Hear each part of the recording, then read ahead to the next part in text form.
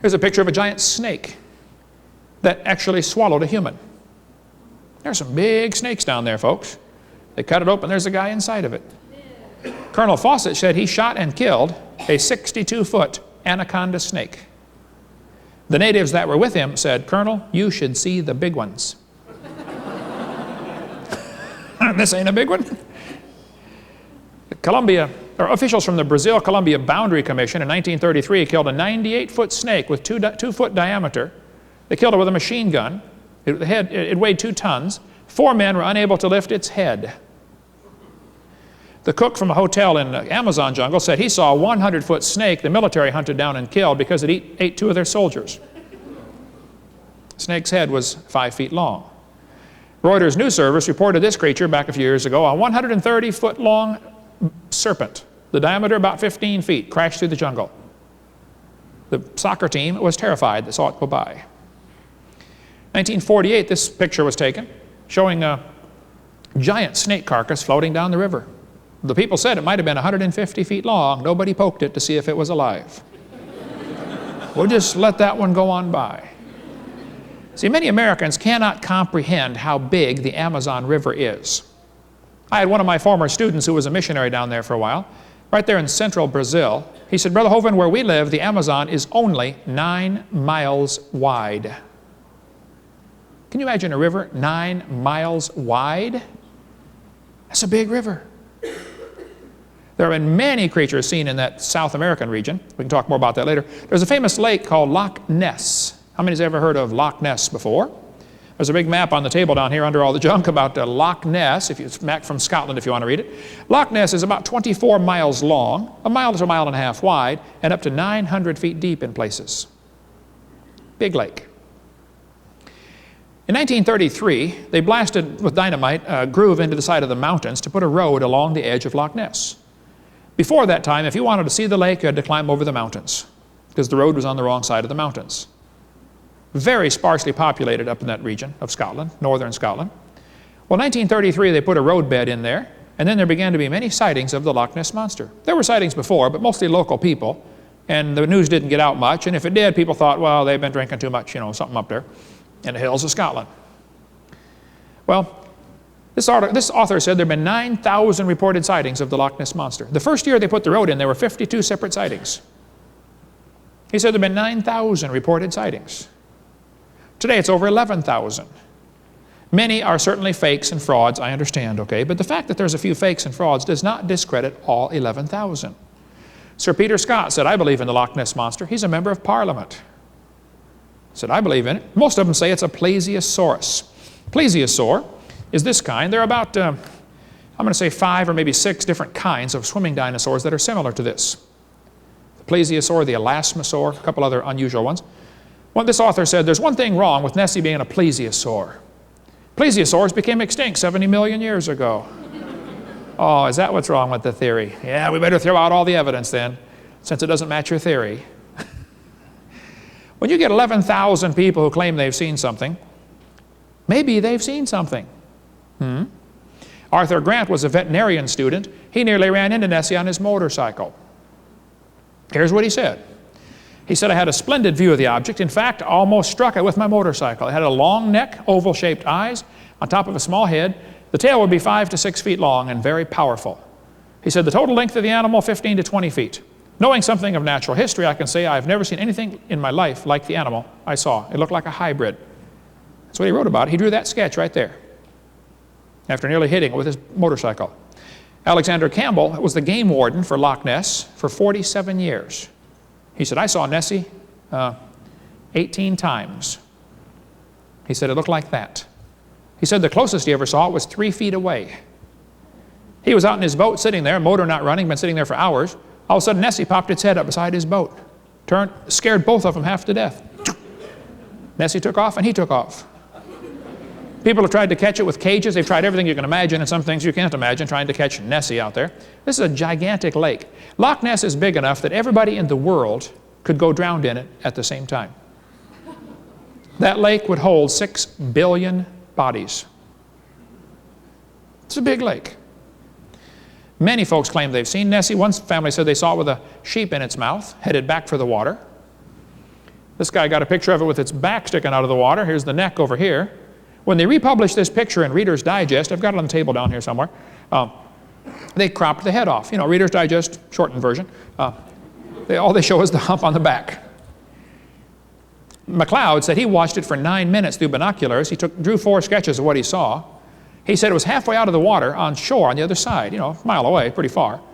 But he said it put a big flipper up on shore and pushed off and rolled back into the water. After watching it for 9 minutes, he said the head was moving back and forth in the brush like a snake.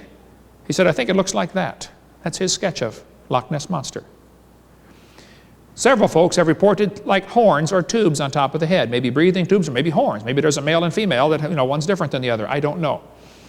World Book Encyclopedia put a submarine over there, spent a fortune bringing a submarine from Georgia or South Carolina, took it over there, put it in the water. The guy went down in the sub and said, fellas, this water is so black I can't even see the front of my own boat, and I'm in it. It's like being in a big mud puddle.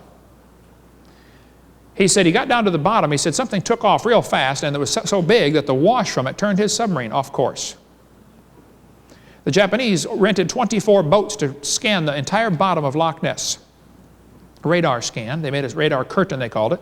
They said they picked up some huge objects 300 feet down, but could not tell what they were, just that they were much bigger than any fish. They said the bottom of Loch Ness looks like a raisin.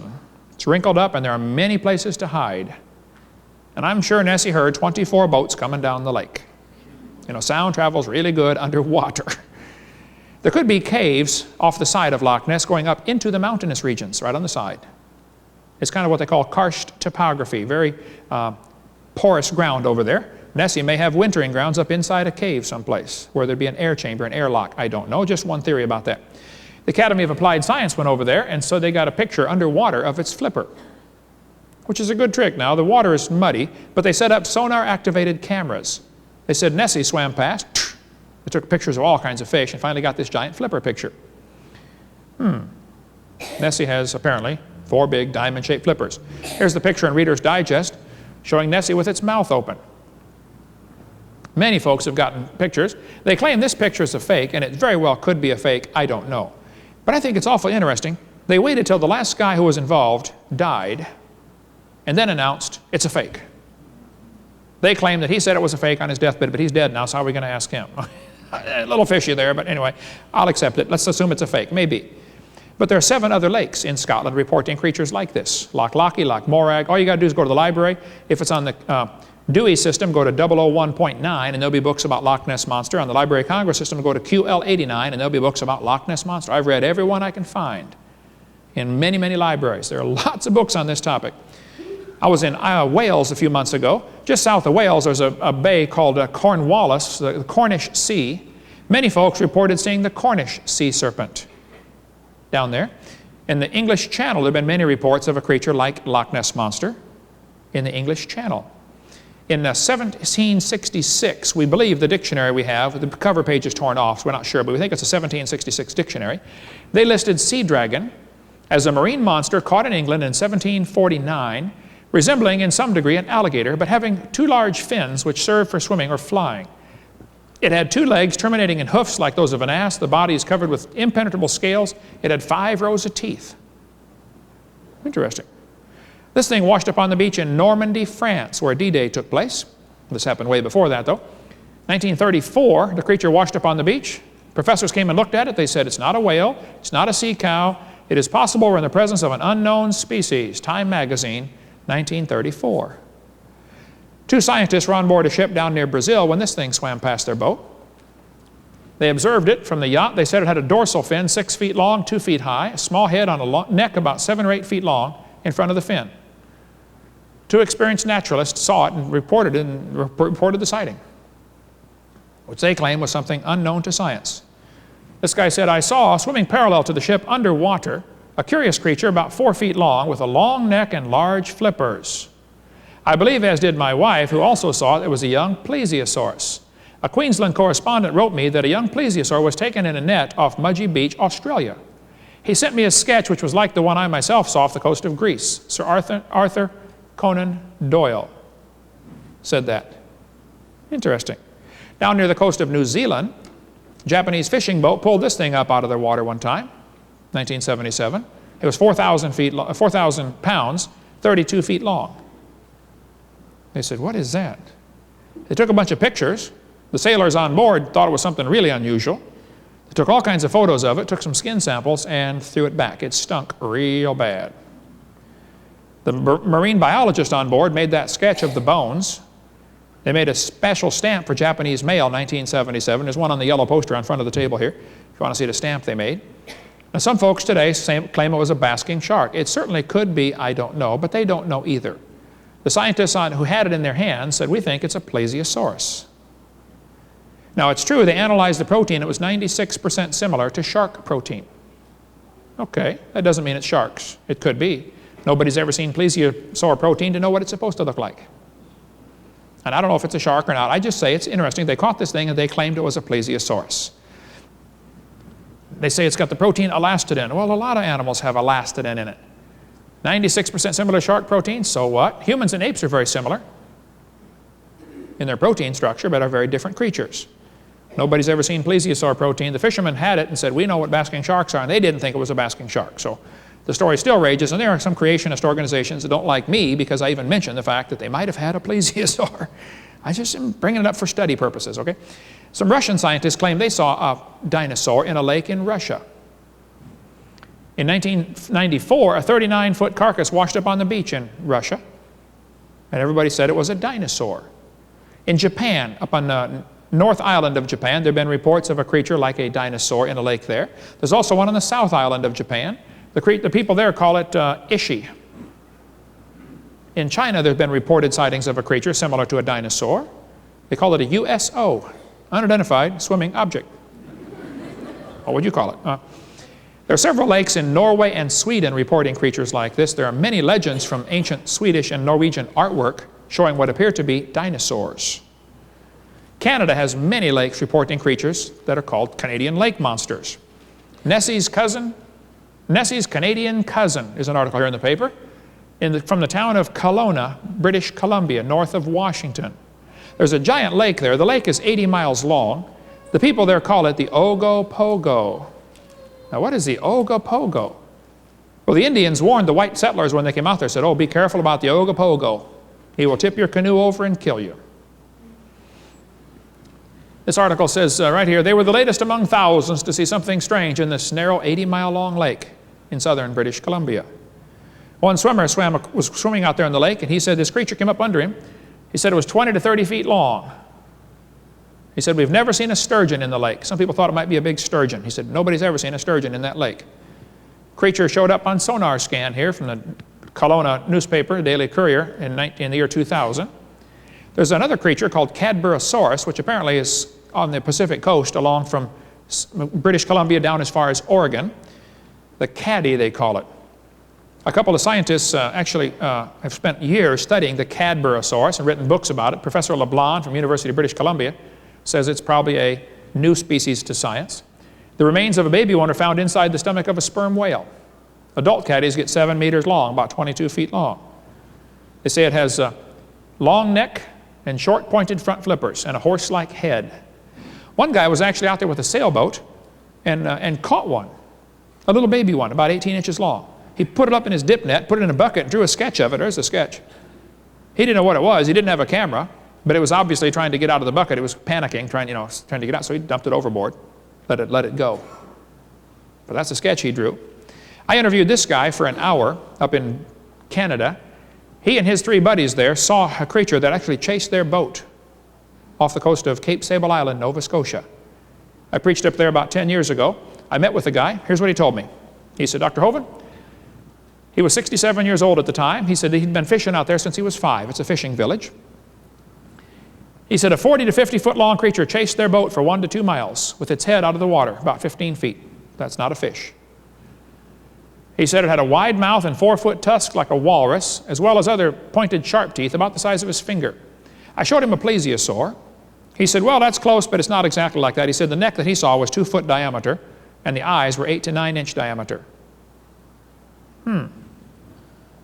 He said they were 6 miles south of Cape Sable Island, Nova Scotia. The water was 180 feet deep and flat cam. They say calm, cam, flat cam. I said, what do you mean flat cam? He said, flat cam, no waves. Oh, you mean calm? Okay. He said, I don't want to see it again. That's what he told me. The other 3 guys refused to even talk to me. They said, look, we got laughed at enough. We're not even going to talk about it. This thing washed up on the beach in Newfoundland, Canada, about 2 years ago. Nobody ever identified it. Giant creature of some kind. Another one came up in Parker's Cove, Canada, this thing. I had a guy came to my house and spent 2 hours talking to me. He said, Brother Hovind, I was vacationing up there. He said, I've got a bed and breakfast right near there. He said, this thing washed up on the beach. I got a whole article of him talking to me, September 18th, 2002. He said, I went over to Parker's Cove, 2 hours drive, saw this creature laying on the beach. He said, some of the scientists said it was a basking shark. Other people said, no, it's not a basking shark. You know, typical argument. All they knew was it stunk. Everybody kept cutting pieces off of it to have a piece of the sea monster to take home. But there were articles in the paper about this giant creature, whatever it was. I don't think it was ever positively identified, except some folks think it was a sea monster. Some folks think it was a basking shark. I don't know. But it's gone now. There are a couple of samples, though, that people up in Canada still have. I think it'd be worth getting those analyzed scientifically to get the structure of it. It had little hair on it. I don't know of any sharks that have little hairs, unless that is frayed protein, which could be, but appears to be some type of hair or fur, whatever it is. Many people reported this creature as having a hair or fur on it. And there's all the pictures. You can see for yourself what it is. We've got all kinds of books out there on the table or on my website, Dr. Dino, about dinosaurs living with people. I interviewed Jacques Boivet right here for 3 hours. We talked and talked and talked because he's been collecting for years sightings of the Lake Memphremagog monster, which is between between Vermont and Quebec, Canada. He has file after file of stories of people who claim they've seen Memphrey. In 1992, just that 1 year alone, there were 8 sightings involving 26 people, just in that 1 year. There have been reports of some kind of strange creature in the Potomac River. They say it resembles the Loch Ness Monster. This one lady said her husband shot one of the smaller monsters in the neck. It rose out of the water and disappeared. Took off down underwater again. In 1800s, there were many reported sightings of a sea monster in Boston. Lots of people saw this thing, like a giant sea snake. There's an island off the coast of Rhode Island. The island is called Block Island. In 1994, I've got lots of material on this one, 1996, a creature was caught there, 14 feet long. Here's the sketch, here's the actual picture of it right here. Somebody stole the bones and it disappeared. Nobody knows where it is now. But of course they called it the Loch Ness Monster, you know, Block Island. In Lake Erie, there's been lots of people claim they've seen a creature in Lake Erie.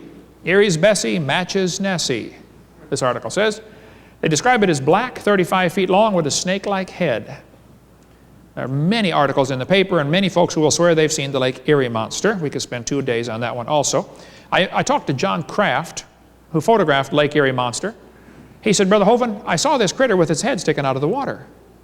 By the time I got my camera set up, the head was down. All I got was the back. Sorry. But that's the best picture I've got, he said. I talked to Pete Peterson, who owns a bait shop on Lake Erie. He's also a taxidermist. He said he was walking along the shore of the beach and he saw this carcass and the seagulls were picking it apart. So he shooed off the gulls and got this critter and took it home and stuffed it. He's a taxidermist. He said, I don't know what it is. Sure looks strange, doesn't it? I said, yes, sir, that looks strange. It's in a museum in Texas now. It's never been positively identified. In Situate Harbor, Massachusetts, I went there and interviewed the sheriff, who was the first man on the scene, when back in 1970, this thing washed up on the beach. He said a rock and roll music station came on at 3 in the morning and announced there's a sea monster laying on the beach, and people came from miles, plugged up this little bitty town's highways system, and everybody started cutting off chunks of the sea monster. He said, Brother Hovind, I saw it before it got cut up. He said, I'm telling you, that was some kind of long-neck sea monster. He said, I don't know what it was. Other people said it's a basking shark. That's always their answer, basking shark. It's, you know, standard way to explain it. Could have been, but he said, I saw it before it got cut up, and it wasn't a shark of any kind, not a basking shark. In California, 1925, this critter washed up on the beach. There's the head right there. There's his eyeball. The neck comes down to the right here. This guy behind him has a rifle just in case it moves again. The neck was 20 feet long. The book Shipwrecks and Sea Monsters out there on the table or on my website has all these pictures in there. 20-foot neck. I had one atheist wrote me a letter and said, Hovind, you're so stupid. Don't you know that was a whale? I wrote back and said, just exactly where is the neck on a whale? Ought to be between the front flippers and the head, don't you think? It's not a whale. Duh. One guy said it's a Bard's whale, a rare form of Bard's beaked whale. Well, there's a Bard's beaked whale right there. This thing had a 20-foot neck. I'm sorry, you're mistaken. Okay, it was a new creature. The people who claimed who saw it and examined it said it was a plesiosaurus. If that bothers you, tough. That's what they said. The only reason it bothers some people, though, is because they've already got a preconceived theory that they like. They like the evolution theory because it gets rid of God. It's a wonderful way to leave God out of the picture. Back in the 1930s and 40s, Monterey was famous for having the world's famous sardine fleet. They'd go out there and catch sardines by the gazillions and sell them all over the world. And many folks in the sardine fleet reported sighting creatures like this. One crew said it surfaced right near their boat and stared at the crew with large, baleful eyes from a rounded head that topped a long, slender neck. Notice the shape of the head is shaped like a light bulb. We're going to see that again in a minute. A bulb-shaped head on top of a long neck. There's a book called Mysterious Sea Monsters of California's Central Coast you can get from our website. In 1969, fishermen nearly dropped their rods when they were fishing off one of the bridges in New York City, when the New York Harbor Patrol chased this creature, bigger than a whale, upriver, past one of the largest cities in the world. Couldn't catch it. They didn't know what it was. There are many stories of basilosauruses still alive today. In White River, Arkansas, Newport, Arkansas, there were many folks in the 1970s who reported seeing the White River monster. There were so many reported sightings that Arkansas Senate passed they designated the White River Monster Sanctuary, passed a resolution. It's unlawful to molest, kill, trample, or harm the White River Monster. 1973.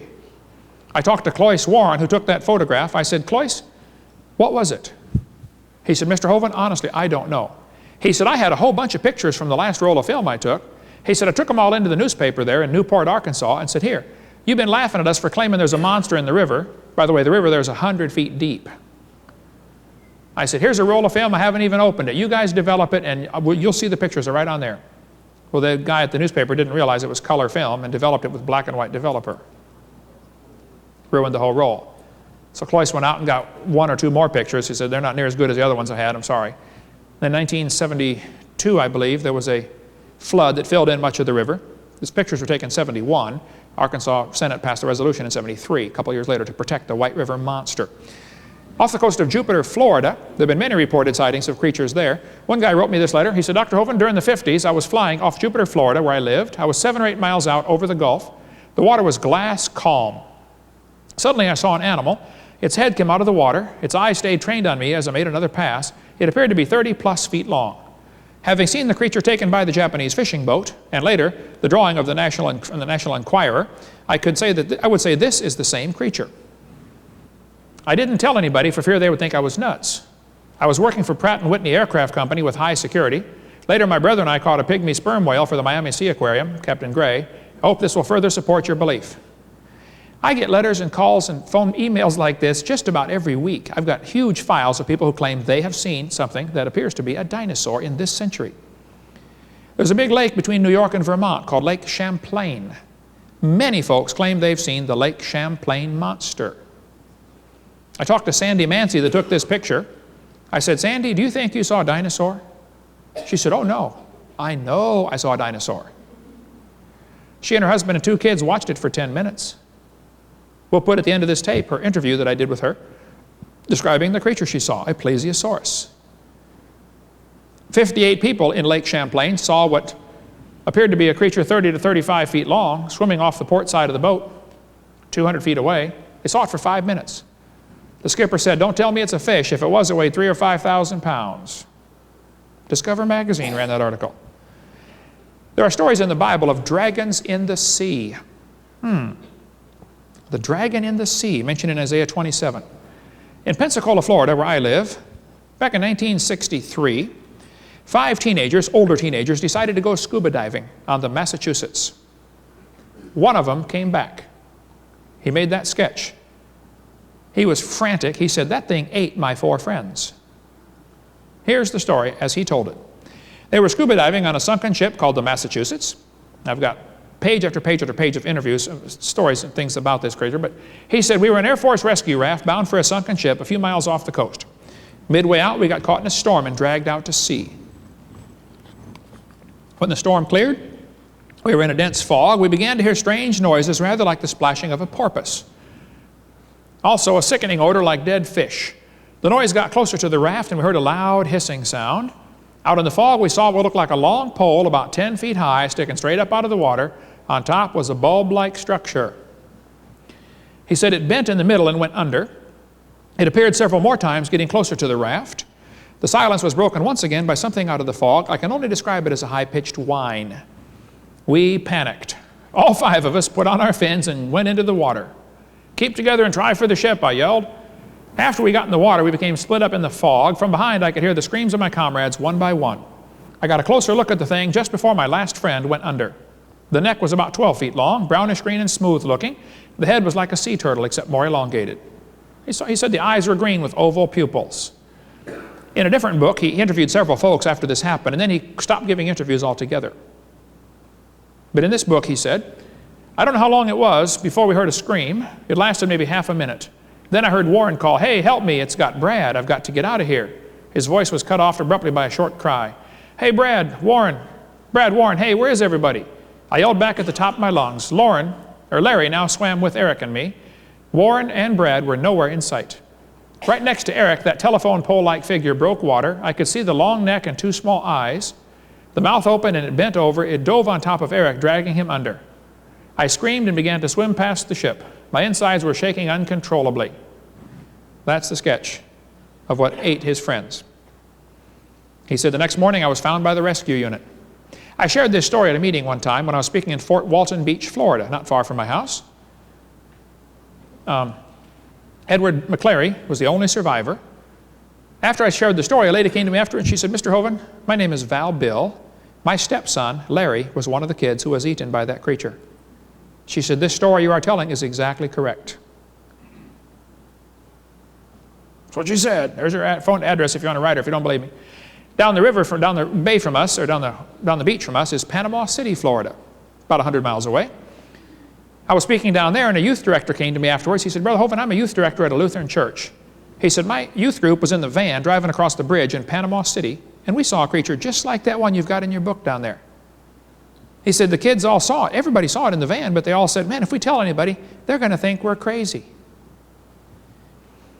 There have been many reports like this. Who knows how many have not been reported? I interviewed a lady who grew up in Panama, Central America.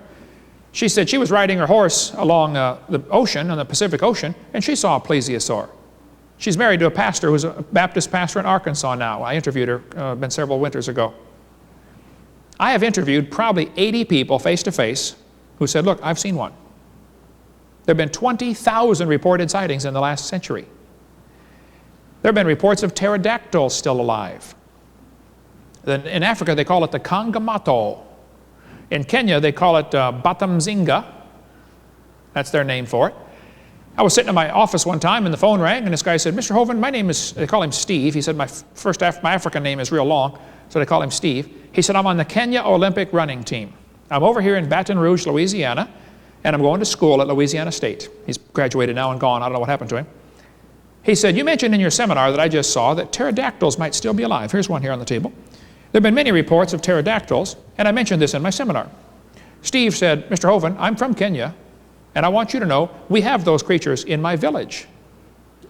He said, they're only about a 4-foot wingspan. He said, they've got a bump on the back of their head. He said, why do your schools in America say they lived millions of years ago? I said, because we're dumb over here. He said, they're very rarely seen, and most people in my village don't like them, and some people are superstitious about them, because their favorite food appears to be decaying human flesh.